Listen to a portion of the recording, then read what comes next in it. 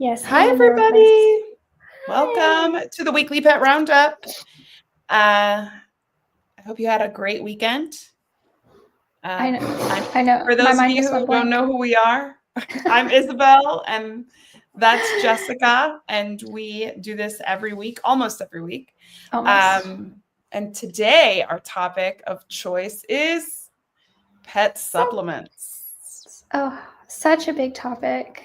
Such a big topic, but so important because I feel like so many of us get sucked into marketing with supplements. Hi, Kara. Hi, Raw Pod Adventures. Kara, how are you? Thanks for joining us. Please comment when you have anything to share, because you are also an expert in pet nutrition, and I'm sure you have many thoughts on supplements. Yes. And let us know. Oh. On Insta, Isabel, you sound very tiny and far away. I can fix that. Good. Well, you did. Okay. I was going to say you were trying a new I'm trying new headphones, and they are obviously a no-go. Well, supplements. So there's some really, really good ones out there. There's some really, really bad ones out there. There's a lot of ones out there. And I think there are a handful of things that I'm like, okay, I really want you guys to take these things away if you take nothing else away. One of them being, just because a supplement is amazing doesn't mean your animal needs it. Another is that okay. Another is that you can have the best supplements in the world and they can do a really good job, but they can only do as good a job as the food you're feeding, if that makes any sense. If the diet isn't good or great, ideally, the supplement can only do so much. And it's a really good thing to rotate supplements and audit your supplements. I don't care if we're talking about pets or people. It's always a good idea to rotate them out, to pulse them, and to audit them every once in a while. I personally am in the middle of auditing all of my supplements right now. And, I have really, really cut back on the supplements that I use for my pets. I have a supplement graveyard just like everybody else. And so it is so important that we not get we can get overwhelmed by the number of supplements that are in our cabinets, and we can also feel defeated because we bought so much and we're not getting the desired results. So that's kind of where I want to start. Everything else is just gravy after those statements.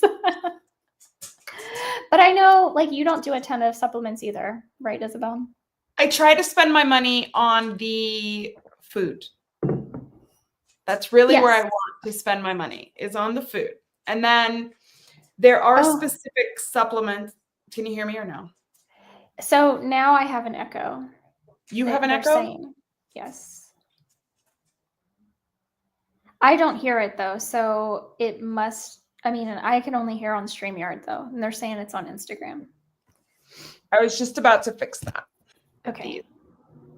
So this should be good. Okay. Can you hear me? Can you hear me okay? Because I never see what people are commenting. I only see the first 2 comments, and then I never see anything else. That's crazy. Oh, she says it's fixed. Okay, good. Awesome. Well, should I repeat all of that or no? I don't know. No, I think you were good. I think they probably heard you twice, but they said yep. But they were great. I heard it just fine, which is weird, but yeah, I don't spend a lot of money on supplementation, with a caveat. Very old dogs, very old pets. That's where I will. I don't see anything. What are they saying? Oh, I'm sorry. Okay, Isabel sounds great. Diane Perfect. says fixed. Millie's Raw Life says we heard it. Raw Paw Adventure says now we heard it. Okay, great. Okay, So perfect. yeah, senior, I do. I think I can agree, especially like senior animals and then also animals in a disease state. We often will supplement a little bit more. I still think, pulsing and rotating is a good thing, especially with certain types of supplements. And then we can also get into the like rabbit hole of sourcing and ingredients and Well, I feel like paying. that's not a rabbit hole. I feel like that's supplements 101.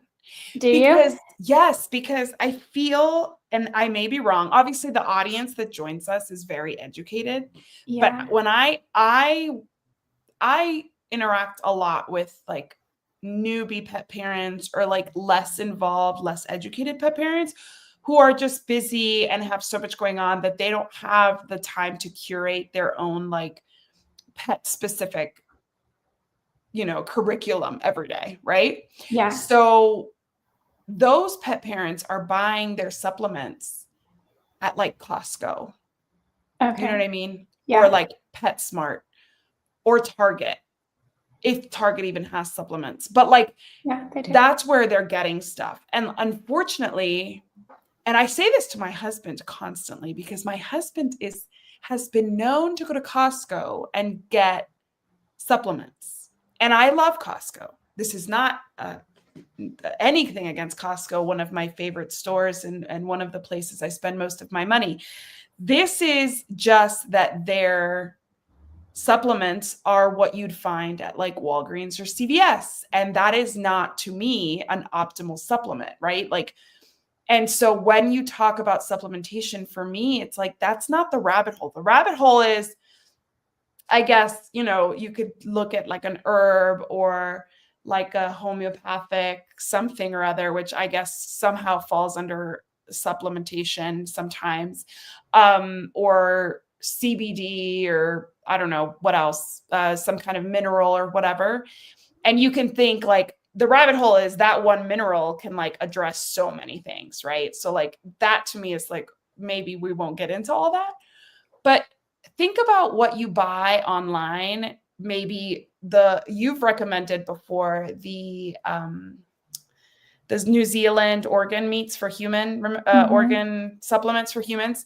I mean, if you were to buy that same thing, let's say it's like beef liver supplements at Costco, it's not going to be the caliber that you would get going directly to that. Remind me the name of it? Heart Yeah. and Soil. Heart and Soil.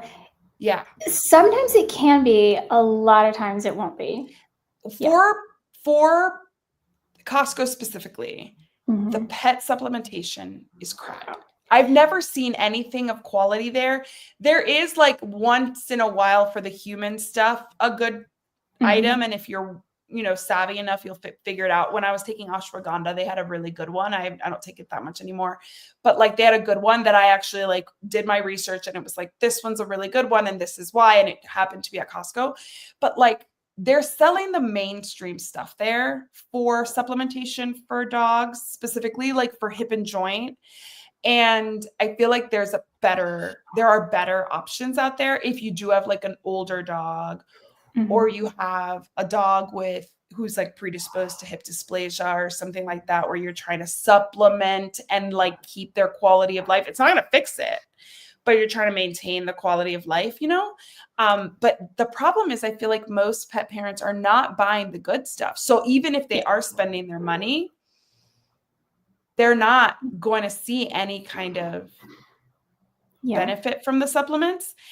These are the same pet parents who are probably not spending a lot of money on nutrition either. So the bulk of their pet budget is probably going to veterinary care, unfortunately. Yeah. So yeah, so like what you said is you focus on nutrition first, which 100% I agree always.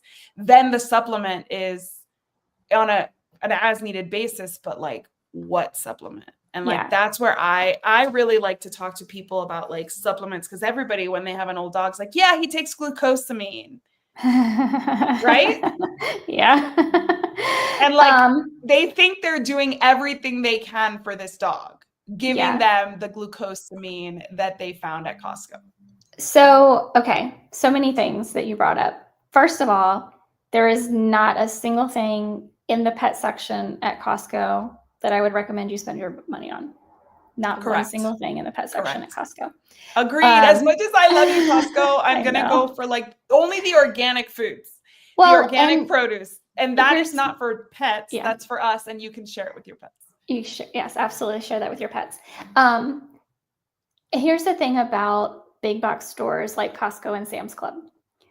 The only items that are coming in are items where the brand is big enough to sustain sending in humongous amounts of product, which, by the way, it can be the same product that you find somewhere else, but it has to be altered a little bit, where like it can be a 2-pack, or you're getting a case of 16 or instead of a case of 12. Like it has to be altered in some way that it's not directly comparable to anything else that you get anywhere else from that brand. And if it doesn't sell in a certain amount of time, not only do you are footing the bill for putting all of that product in that Costco or Sam's Club location, but you're also paying for floor space, and you are also paying to move it to another location if it doesn't sell. Like it has to be a company that can sustain this kind of overhead. So no, you're not getting the best of the best. You're getting the most popular. Yes, you're getting the most popular.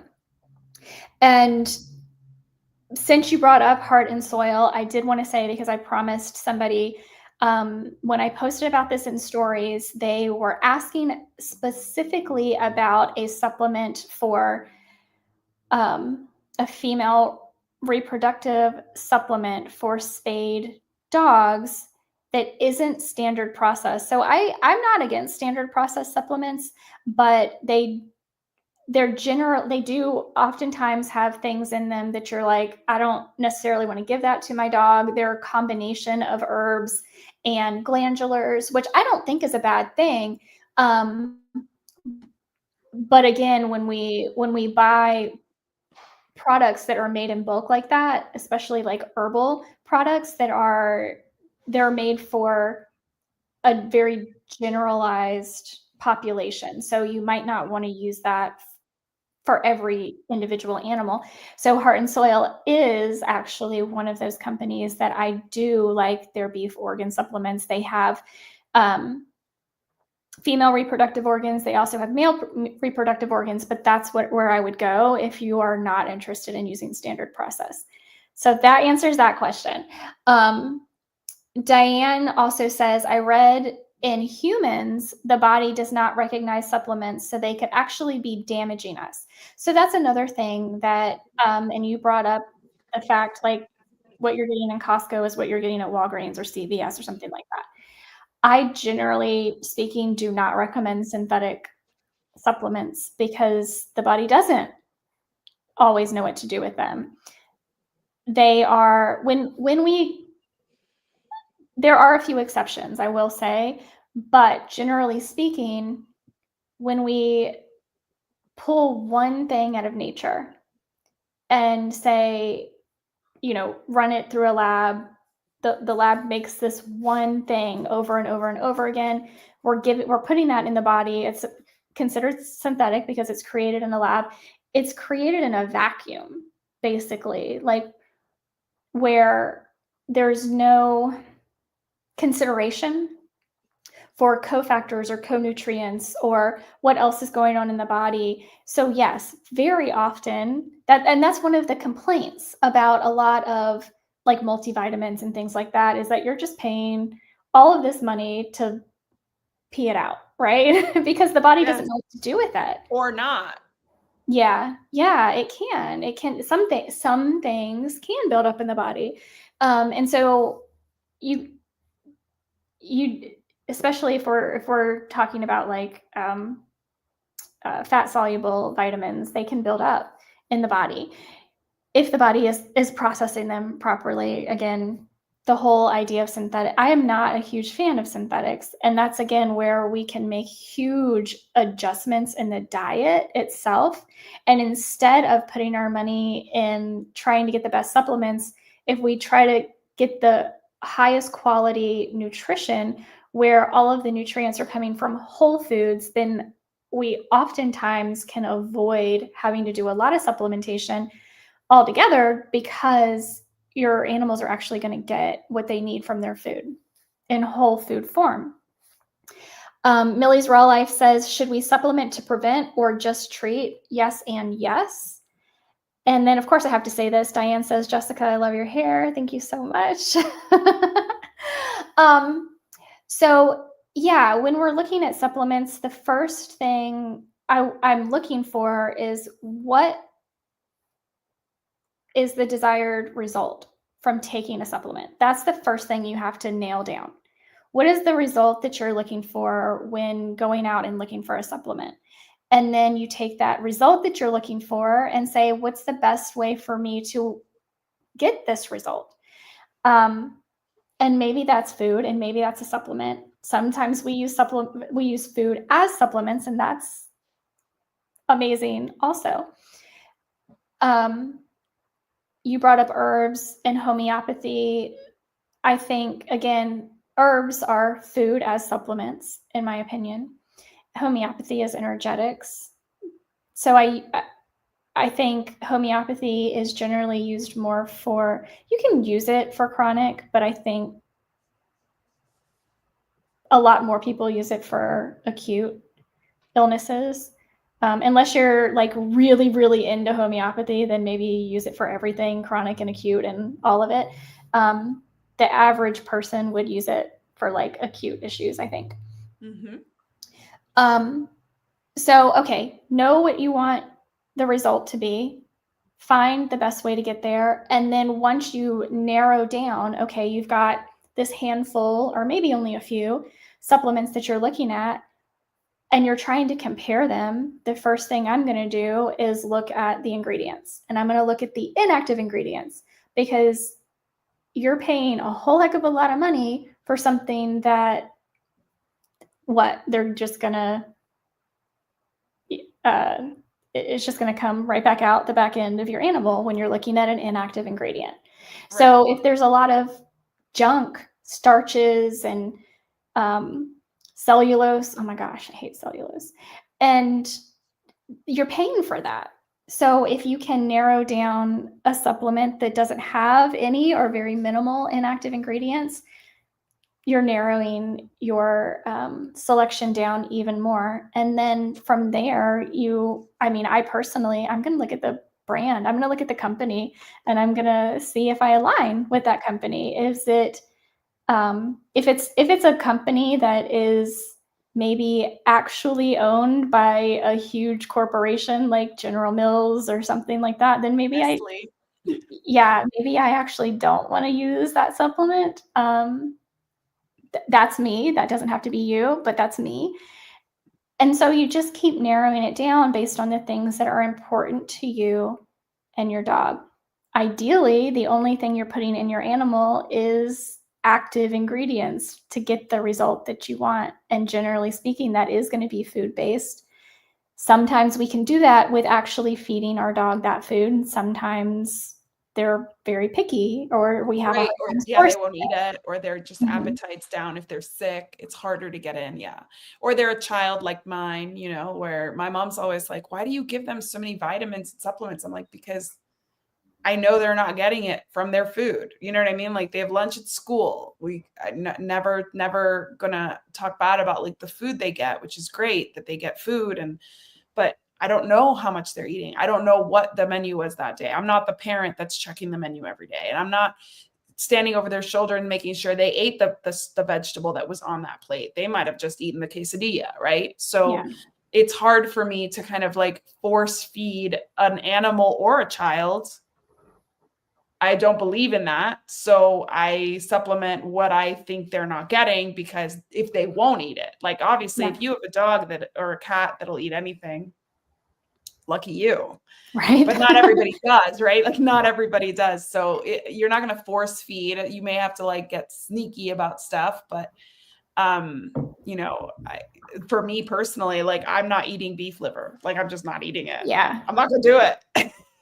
I don't think I ever have. I think we've talked about this before. I don't think I ever have, and I doubt I ever will. So getting a supplement is the perfect way to get those nutrients. And when we talk about old dogs, I remember taking care of dogs with cancer who like their appetite was gone. Like they just didn't have one. And, you know, we could sit here and split hairs about whether or not they should even have, you know, been existing anymore. But, you know, if all that was keeping them going and they were still looking forward to their walks was that supplementation they were giving them, then by all means, you know, supplements can be quality of life, you know, extending for sure.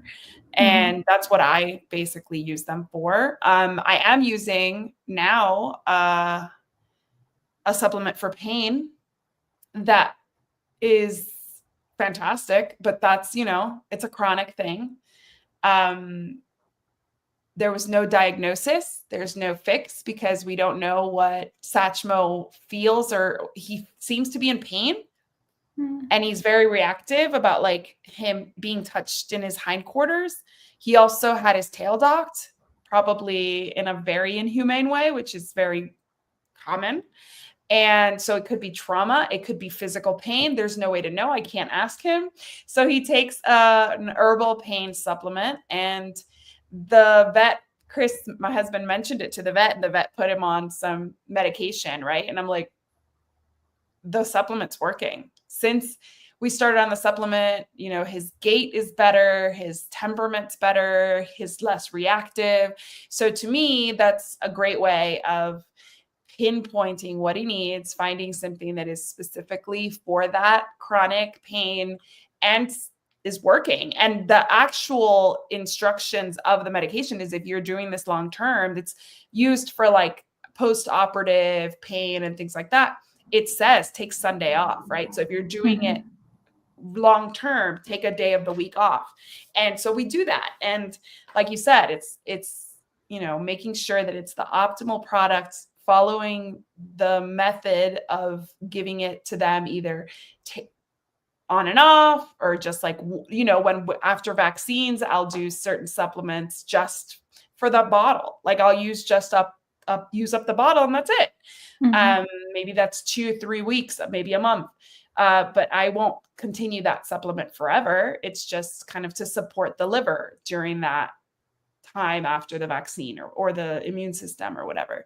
So yeah, very, very intentional. I feel like you have to be very intentional about where you buy it, how it's made, what's in it, and how long you use it and what it's for exactly. And I mean, I think supplements are amazing. I mean, like I said, I give them to my kids every day because they give me a peace of mind. And my kids are so different. My dogs are so different. Like Kira, I have to sneak supplements in. Satchmo, whatever you put in his plate's getting eaten.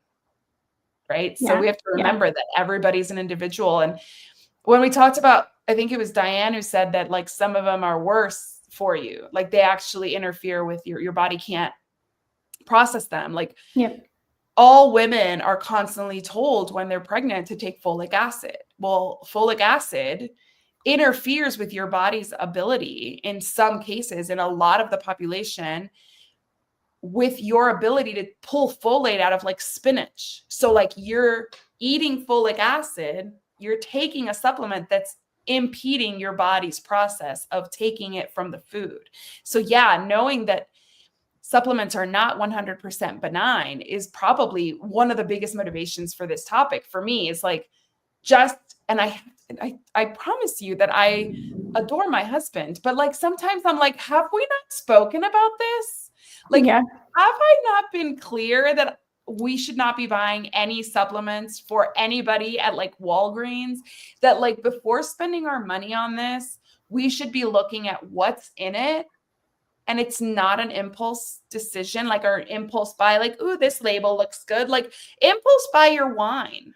like based on the label, right? And your budget. Like, ooh, this $9 bottle of Pinot Noir looks pretty fun. Okay, that's great. But a supplement can have, like secondary issues. And I remember when I was pregnant and I was in groups, pregnancy groups, and I would say, like, try to find methylated folate instead of folic acid. And some people would just be like, folic acid is whatever OBGYN recommends. And I'm like, yep. I mean, I can assure you that like that OBGYN may not be informed on the MTHFR genetic mutation that makes it so people like me can't process that. So everybody can process certain things like beef liver. We can all process that. Yeah.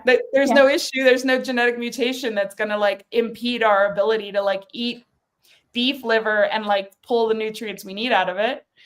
But synthetics becomes a lot more individual, and like there's so much we still don't know, right? There's so much like we have no idea about. Well, again, because they're created in a vacuum, right? They're created without knowing or testing interactions with other, even synthetics, much less exactly real food and real nutrients. Millie's Raw Life says, how do you feel about multivitamins? I'm not a fan. For pets or for humans? Because there are multivitamins for pets now.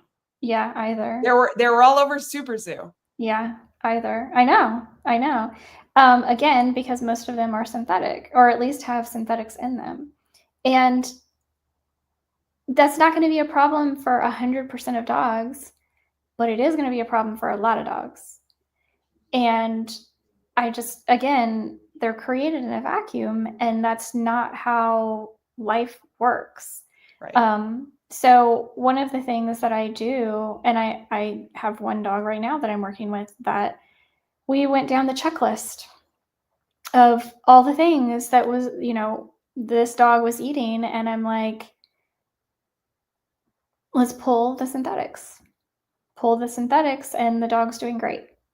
Like it's, and that's not even, something that's not a study, right? Like I'm not putting this out for the world to be like, look at that. Like, but I know, and this pet parent now knows that her dog is doing better after we pulled the food that had synthetic ingredients in it. Like after she has done so many things. And finally, her dog is like doing really well. And it's like, wow, that's amazing. And I'm not saying that's every single dog, but you get there. Some dogs get there. Some dogs just can't handle it the way other dogs can. And I think we're starting to see, I know we talked about this about a year ago when the whole Purina thing was going crazy, that, okay, dogs have been dealing with the onslaught of toxins and carcinogens and just horrible quality foods for generations at this point. And, people are like, oh, my dogs ate this forever and ever, and they lived to be 40 years old, whatever the heck they're saying. And it's like, 40. It's not, I know, right? It's not the same. It's not the same, because the quality of ingredients have changed. Then the synthetics have changed. And we have generation after generation after generation now who have passed these traumas along to their offspring, and we're just not able to handle what we used to be able to handle. The same is true of us, right? The world is so toxic that we're just able to handle less. We have to be intentional about keeping our environment clean, keeping our food clean, and detoxing our bodies. And that's just the reality of the world we live in. So I got off on a tangent there. I don't know where I was going. No, you're right though. You're absolutely right, because it's really epigenetics, right? Like it's like how the environment, how our nutrition, how everything affects our DNA. Like really, that's what it is. Like it affects our DNA. And so for the example of the folic acid, that situation affects about 50% of the population. And that's MTHFR, one genetic mutation. And then there's like some other genetic mutations that affect the other things. So when you don't know like how your body processes methylates vitamins, for example, if your doctor is not testing your DNA or your epigenetics, your response to these supplements, these chemicals, these foods, even like, right, like your freeze-dried beef liver, then you don't know what's happening. You're taking it and you don't know what's happening. There are some vitamins that we take too much of it. We know that we took too much because we reach bowel tolerance, right? And like, that is, we're like, oops, that's too much vitamin C, because either your stomach starts getting upset or you just go to the bathroom a lot. And that's something that our body tells us. But like, there's a lot of stuff our body's not telling us until it's too late. Like when, our pregnancy has issues, and because we don't have the nutrients we need to sustain this pregnancy, you have a horrible postpartum depression because that folic acid is built up in your body, right? Raw Adventures says multivitamins, strong dislike. Yes, for sure. Yes. And it's interesting because I do think that because of the quality of our food, like magnesium, for example, like 60 to 80% of the human population is deficient in magnesium. Why is that? Because our soil is deficient in magnesium. And that is something that there are a million types of magnesium on the market. So everybody's going to go to CVS and just get the first bottle of magnesium they see. But magnesium, for example, is best absorbed through the skin. But nobody's going to tell you that, because you just go and you see magnesium, you buy it and you take it.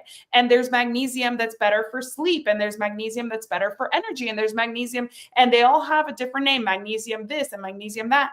And unless you do your research, which unfortunately most consumers don't do, you are likely to get a magnesium that your body's not going to take anything out of, that it's mostly fillers. The amount of magnesium that's actually in that tablet might be negligible. So you're not going to be replacing the magnesium that you're using every day. Like magnesium, vitamin C, every single organ uses that, right? So like you need it, and you think you're taking this and you think you're giving your dog this great hip and joint supplement, and you're like, yay, I'm doing what I'm supposed to be doing, and you're not seeing any results. You don't feel any more energetic. Your dog's still limping, and you're like, what the heck? And then you just stop because you get discouraged. And it's not about getting discouraged, it's about being educated on what you're doing. And that's why I'm always so grateful to like people like Jessica and Kara, Raw Adventures, and Bronwyn of Dulce's Legacy. I always say it wrong. She's going to be on my show this week, actually. But I've learned so much about just from what they share, right? Like just from what you guys like put out that you're feeding your pets. I've learned so much, because I may not have a pet with their same pet's ailments, but it's, it kind of like sticks. Or maybe I'll learn about a brand. Like Jessica was so sweet. She sent a Christmas gift to my family, and one of the things she sent was Gussie's Guts. The powder, like a little green, it's called greens, right? Like Gussie's Guts. Yeah, they're the daily, the daily greens. They're fermented greens. It's been so great for my dogs. It's been fantastic. I already knew the brand, but I had never used that particular product. So by learning from these other people, maybe what she uses with Kim is not what Kira needs, because they're considerably different in age. But I can learn about the brand. Then I can go to that brand knowing that somebody I trust uses it, and I can see if there's anything that I can add to my pet's diet. So that's why I'm like, supplementation is so nuanced. Yeah. And everybody buys supplements with the best of intentions, because like, really, if I'm going to spend $70 on a bottle of supplements or a new pair of shoes, I really want the new pair of shoes. I'm not going to lie. But I'm going to buy the supplement thinking I'm doing something good for myself. But if I'm not, how frustrating is that? It's very frustrating. And there's so many things. And this is why I'm like, we have got to figure out how to, we're never going to I'm going to do my air quotes, get over shiny object syndrome. I think that's just kind of like built into our brains, but we have to be able to like individually figure out how we can snap ourselves out of it and like take stock of if we actually need something or not. A lot of times I will add something to my cart and tell myself, if I add something to my cart, I have to at least sleep on it before I purchase it, right? Because I might need to do more research on it. And so, for example, you don't want to take vitamin D3 without also taking K2. But also, if you take it in a capsule with fat, because they're both fat soluble vitamins, then it's easier to absorb. So like I take my vitamin D3 and K2 in coconut oil to make sure that it's more bioavailable, that I'm getting the benefit out of it that I need.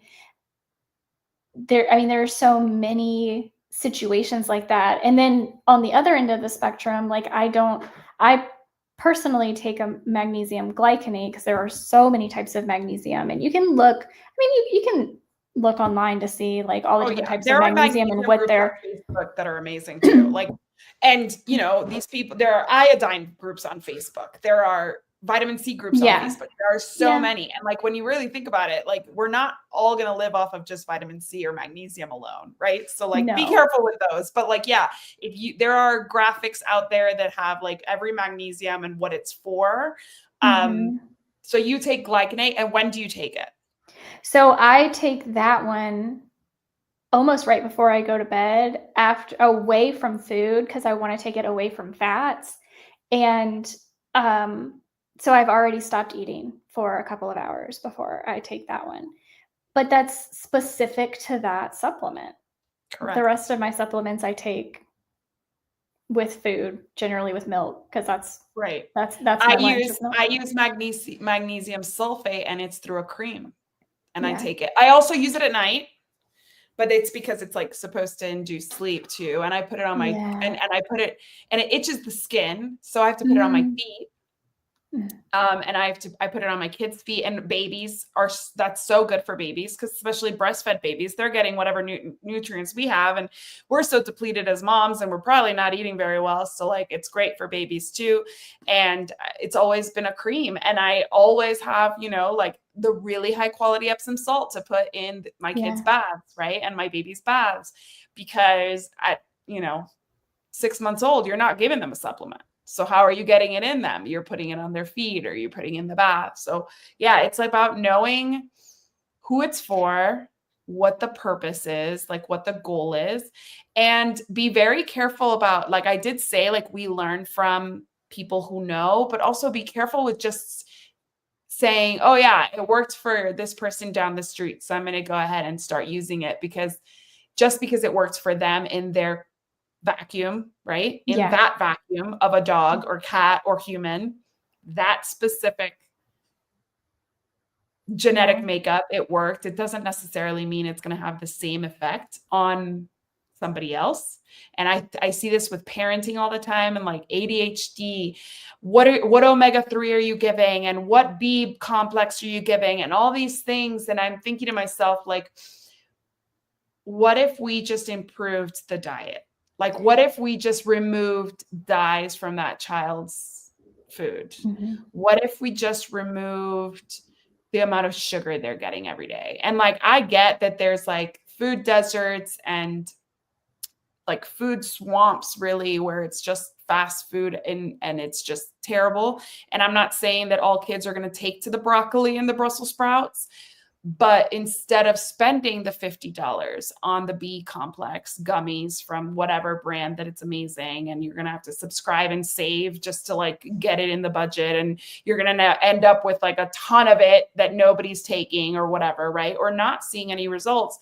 Maybe we just reduce the amount of sugar candy that they're eating. And like, that's really when it comes down to, like, supplements are not a Band-Aid for bad nutrition.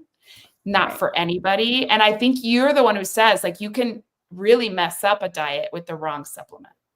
Yeah, I think you can sometimes. Can you give us an example of what that would look like for a dog or cat? Yeah. Well,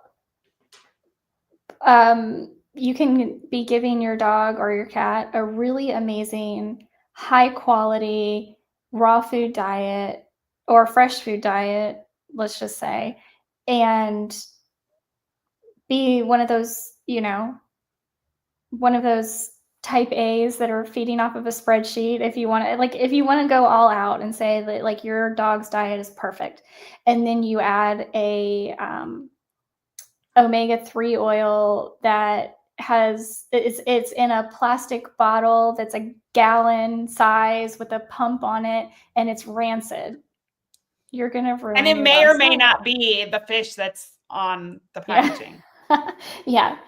I mean, that's an example. But I think everything that we have just been talking about in the last, I don't know, 15 minutes or so is also exactly why it is so much better to get your nutrients from your diet, because then you don't have to worry about, is this synthetic? Is this not synthetic? How is it going to work with this or that? Should I take it with food? Should I not take it with food? Do I need to take it with fat? Do I need to take it with, like, you don't have to worry about all of those things because you're getting it from nature. You're getting it in your diet.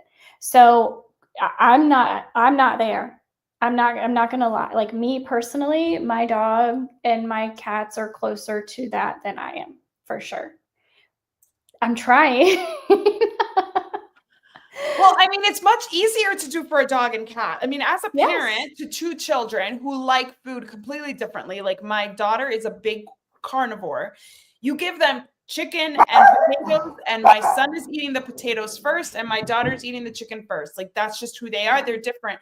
And I always say, like, with our pets, it's just like you put it in the bowl, and if it's fresh, they're gonna eat it. And I know that there's, like, you've even recently shared, like, transitioning your cat to like a fresh diet. It's not always easy. It's not always like straightforward, but it can be done. And once you do that, once let's say that they've embraced the diet, they can't open the fridge. They can't order DoorDash. Like, they're the easiest ones to control. So like when it comes to our pets, we really have the most control, assuming they're indoor cats and obviously indoor pets that we take care of, dogs and cats that we share our lives with. They're not going to get any kind of exposure that you're not aware of or that you're not in somewhat in control of. Obviously, off-gassing our stuff is kind of out of our control, but but they're not going to open the bag of chips like you are on like a stressed out day in front of the TV. Yeah, they might want to.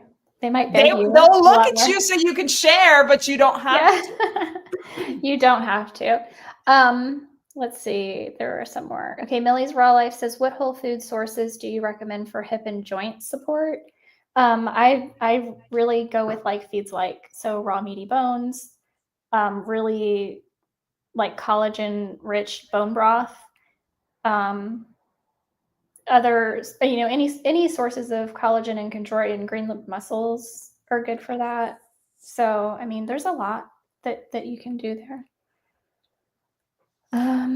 Yeah, the like feeds like for those who aren't aware, which again our audience, a lot of them are, but basically if you have liver issues, eating liver, if you have I don't know, kidney issues, eating kidney, like those are, I mean, now that I think about it, I had never thought, my grandmother is in chronic kidney failure. I mean, she's lived with this for years, and I'm like, I've never thought about giving her a kidney supplement.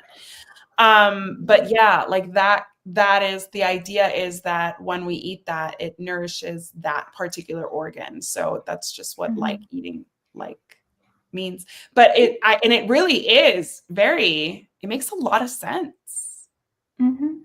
It does. It really does. Okay, Diane says, what do you know about taking collagen? I heard it's a waste of money. You mean for beauty collagen? I know. I I think take that's what we're collagen. talking about. Yeah. Yeah, I take collagen. I mean, for my pets, they're getting it through like, the bone and all the connective tissue and all of, like, they're getting it in their food. I don't eat that.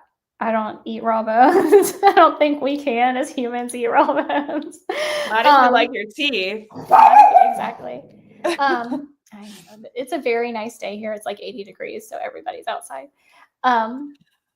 So, but yeah, I do personally take collagen, but there are a lot of bad collagens on the market because I know That's there the are lots of problem. different types. There's like collagen type 1, type 2, like all the different types. And but even if you get all of that right, then sourcing is an issue because, you know, where are they getting the collagen from, and is it a clean source? And so there's a lot that goes into that. Eat your collagen by just eating the proteins, like the fish and the beef, and that's a really great way to get your collagen just from food. Because we can have bone broth too. You know what I mean? Like we can have those. And like in Spain, it's very common to eat like just like a big bowl of fisherman's stew, right? And it's just like all the fish and the bones and the stuff, and they basically cook, strain out all that stuff, and then you just eat the broth. And like that's where we get the majority of in the Mediterranean diet. You're getting all of that. Why? Because you're eating from the land, you're eating from the sea, you're eating what is available to you in nature. And so for me, it's like, yes, I will supplement some stuff. Yes, I'll use some great stuff, but I try to just eat a well-balanced diet so that I can, and I don't know, like I just feel like if we spend all our money on supplements, do we have any money left for the grocery bill, or are we just, Yeah. That's my only I do concern with take collagen. Yeah.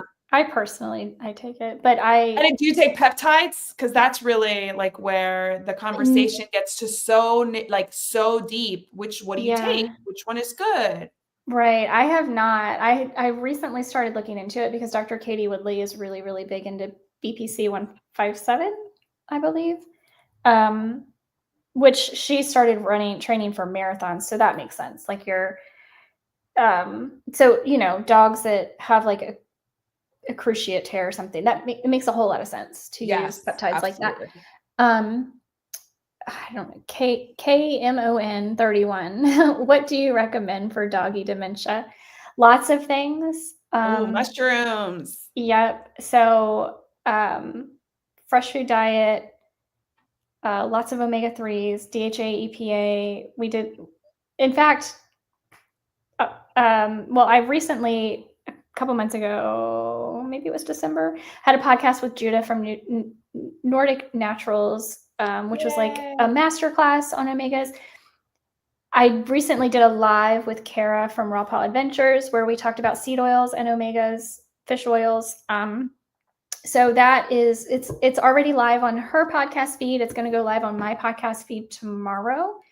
So omegas are huge. DHA and EPA for brain health, and then mushrooms, like Isabel said, especially lion's mane. That again, it's a mushroom, but if we go back to like feeds, like lion's mane looks like a brain. Yeah. So and you want the extract. You don't want necessarily the powder, because you'll need so much of the powder sometimes. So an extract is really what I found helped tighten a lot in his final year. Yeah, and somebody that we both know, I think, has been dealing with sundowners and her dog, and she actually is buying lion's mane mushrooms and making a tea out of it. And so she's giving the tea and she's giving the cooked lion's mane from the, so it's like it's been doing really, really well. Kind of like concentrated in the tea. Yeah. One thing I will say about omegas, and that is just because we're talking about supplements, is that I remember at Super Zoo last year, I met the founder of Austin and Cat Donatello. And just like in chatting with her, she was showing me her line of oils, of omegas.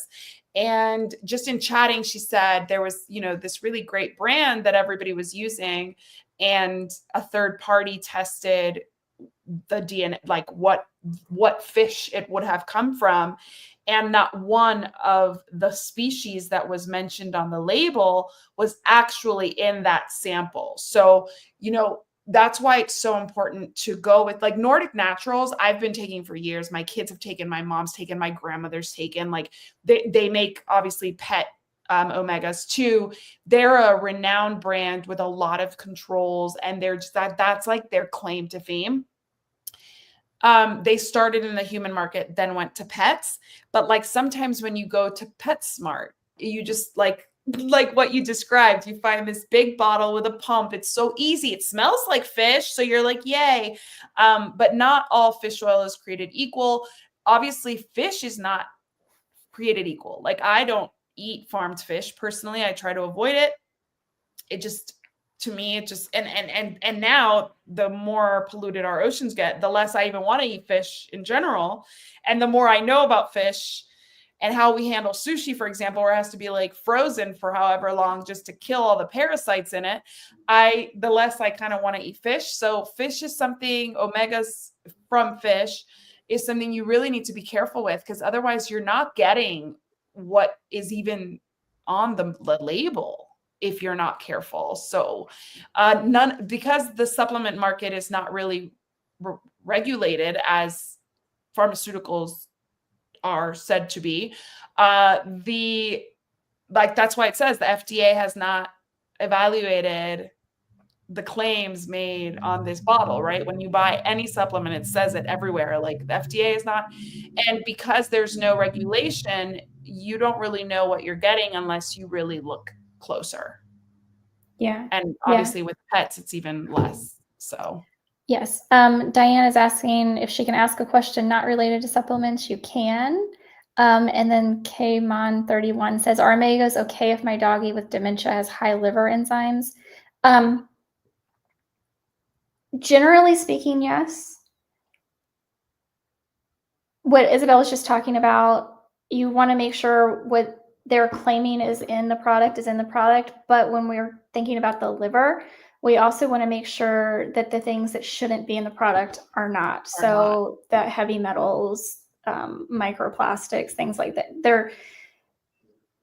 it's an issue with any marine life, because we have just polluted the oceans so badly that there isn't, I don't think there's a human or animal maybe on Earth that doesn't have microplastics in their body, in their brain, in their, like, it's ubiquitous. Is that the word I'm looking for at this point? But heavy metals are certainly a concern, especially with larger fish. So you want a company that is third-party tested for quality and purity, but also for what's not in there that shouldn't be there, that they're showing that they're, the levels are below, if it's even possible anymore. There's an issue right now with like kelp. I don't even know if we can get kelp at all on this planet that is below the maximum levels that are considered safe. How do you feel about ahi flower omega oils, which is like the plant-based alternative to the salmon and all that oil? I haven't heard of that. Okay, I mean, I know there's like it's been used a lot in horses. Wagwell, I met them at Super Zoo, and it basically is, I think Austin and Cat has another one that's very much plant-based as well. So there are options for plant-based ones for those that are like scared to do the whole marine life, which I don't blame you. Well, you can get ALA from plants, but you can't get DHA and EPA from plants. So she has the marine algae oil. Algae. I thought you said ahi. Yes, algae oil. No, they're two different things. Ahi flower. Okay, flower, I'm like, what is that? I don't know oil. what ahi flower. Okay, so I'll send you a link. So ahi flower is used in humans, and it's used in horses, from what I remember them telling me, but it had not been brought to the pet market yet. And then Austin and Cat has a marine algae oil, and I trust their process so much. It is vegan. plant-friendly alternative to traditional fish oils, because obviously using up the fish for any purpose is now concerning for so many reasons, just our ecosystem in general. So there are this cat, Austin and Cat has microalgae, plankton. I'm sorry, it replaces microalgae. It brings the microalgae straight to the pets, just bringing the omegas from there instead of bringing any plankton, wild fish, fisheries, fish oil, and all that, which is what you get when you have to do a fish oil. Like there's just so much environmental strain when you just get a fish oil. Yeah. Okay. So ahi flour, it contains stearidonic acid, so the problem with most plant-based omegas like flaxseed, chia seed, things like that, is that the ALA, the body has to convert ALA into EPA and DHA, and you're only getting like between 1 and 10% can actually convert into EPA and DHA. So the claim with ahi flour is that the stearidonic acid is 4 times more efficiently converted than ALA.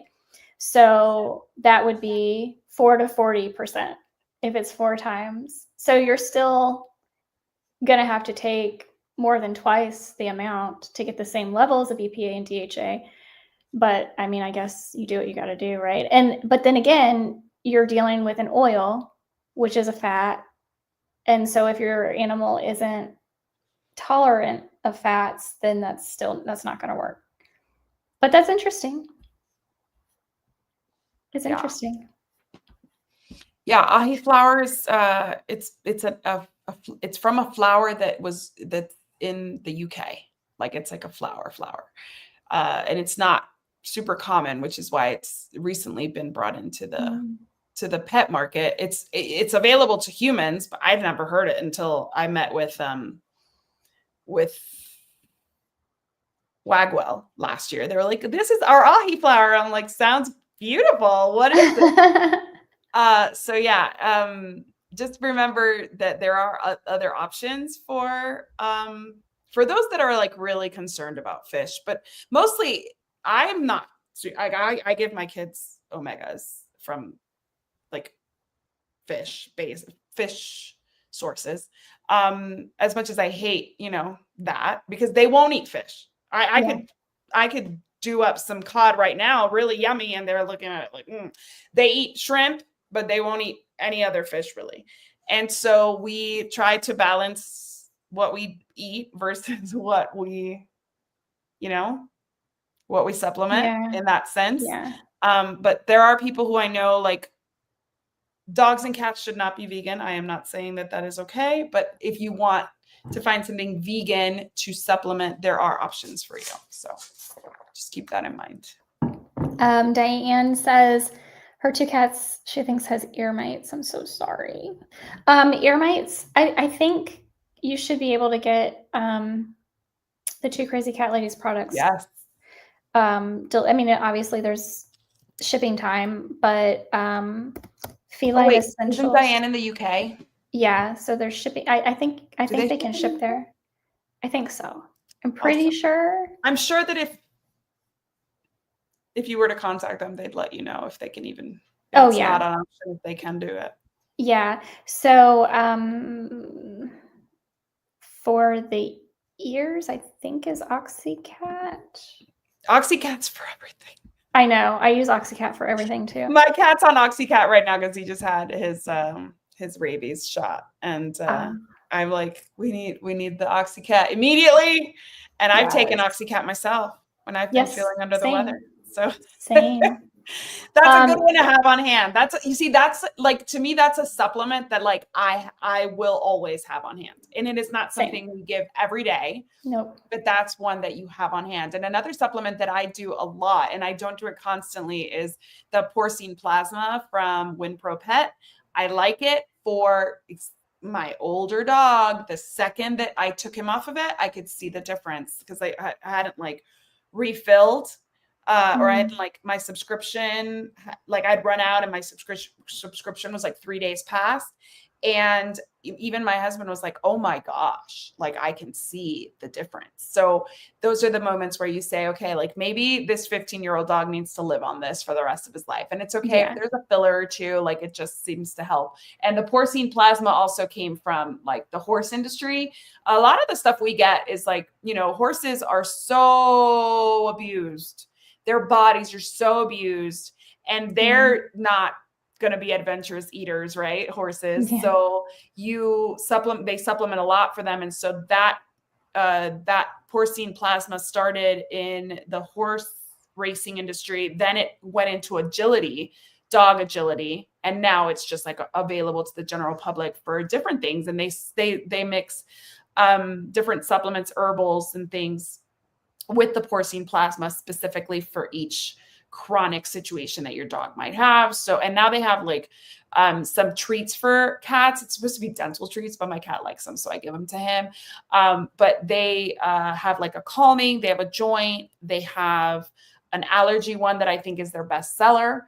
So it's worth a shot, you know, but again, like these supplements could just be a Band-Aid. For Titan, it was the Band-Aid of age.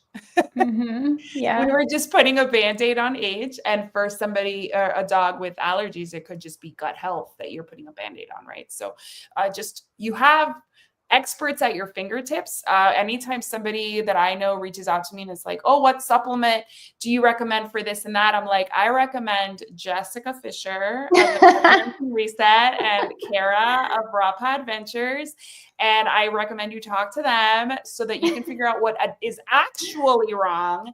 And if a supplement's going to help you, then they will be the ones who tell you which supplement that'll be. Because when you throw a million supplements at something, you could end up spending more than the consultation would have cost you to talk to these experts who are going to walk you through a list of what your pet's getting every single day and what you could eliminate that might solve the problem. So just my shout out to the experts and the people who you can trust. And like, there are a lot of people with different backgrounds and different priorities. And obviously I know Jessica, she's my girl. So I'm going to always recommend her. And then obviously Kara too, I trust her implicitly.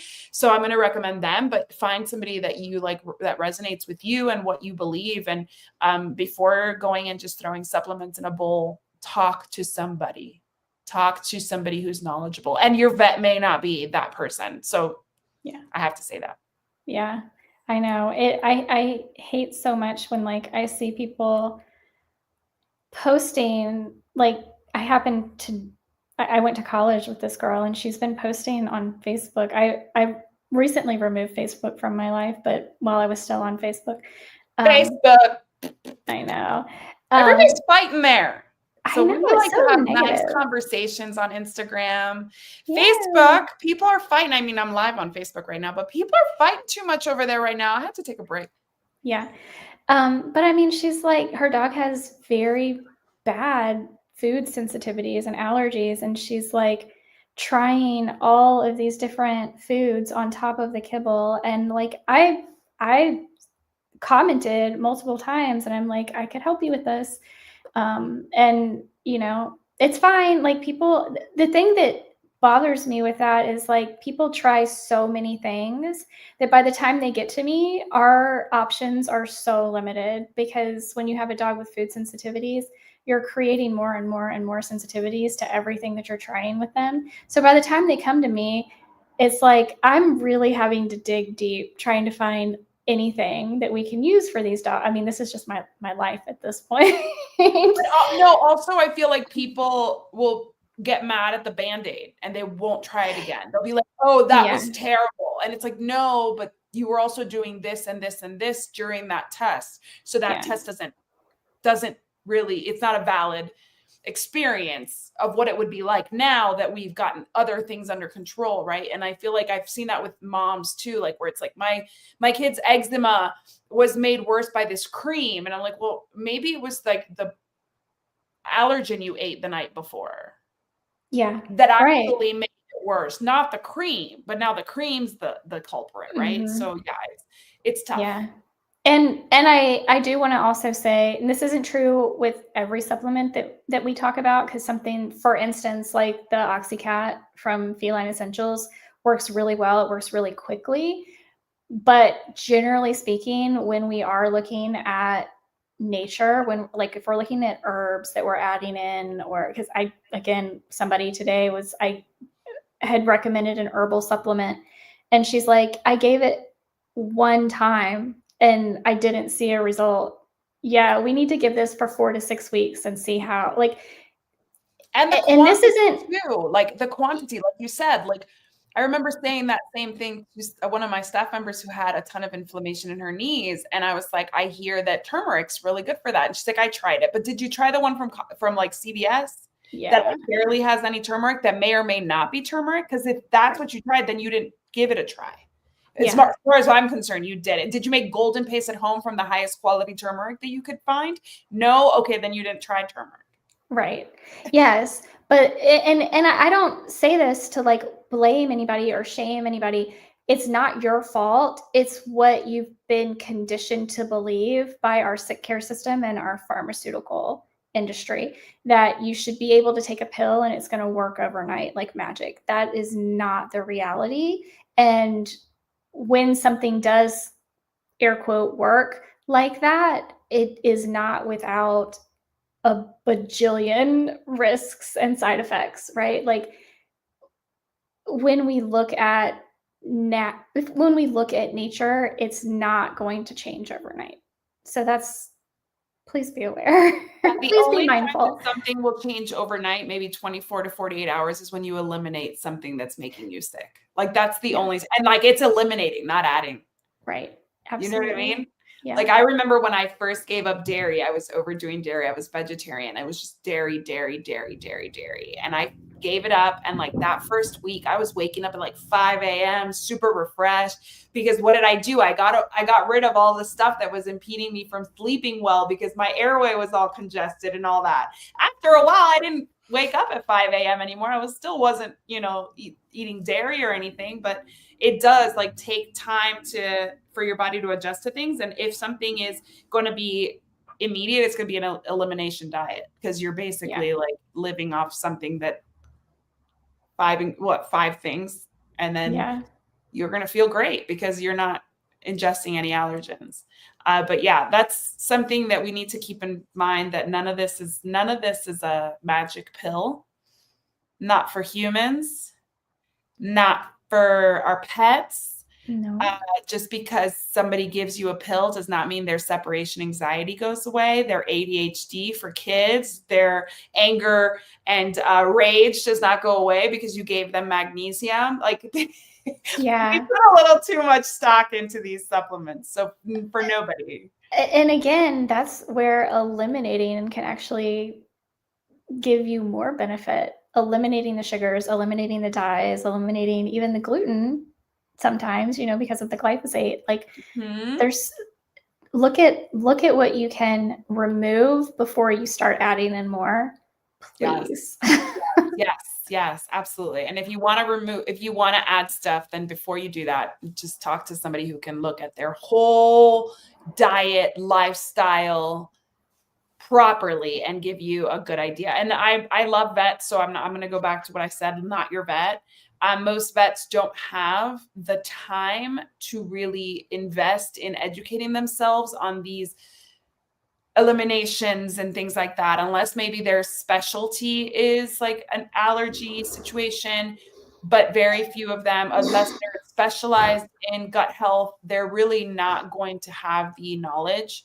And they're not going to have the time or the ability to sit down and like make a list of all you're feeding your pet and what might be a problem. My vet is very thorough. She's wonderful. Like when my husband went and took my dog and said that he had pain, she wanted to know exactly what supplement that was. And, it was fine. She cleared it, but she had never heard of it. You know what I mean? Like she doesn't stock that. She has some one one type of probiotic, the one made by Purina in her office. She has maybe one more nutraceutical for liver health that you can find, but that's it. Like their timing and the scope is beyond what they can do. So no hate on veterinarians. It's just not necessarily like part of what they can offer. Like every time I go to a pediatrician and we need something else, they send me to either a behavioral health specialist or a nutrition specialist or a sleep specialist, right? Because they can only do so much. And it's the same with our veterinarians. They're primary care, and this is a specialization. Diet is a specialization. It really is. It really, really is. All right. Well, we're over on our time this week. Yeah. Next week is we're gonna do greenwashing. Next week is greenwashing on Valentine's Day week. Valentine's Day week, we're talking about greenwashing.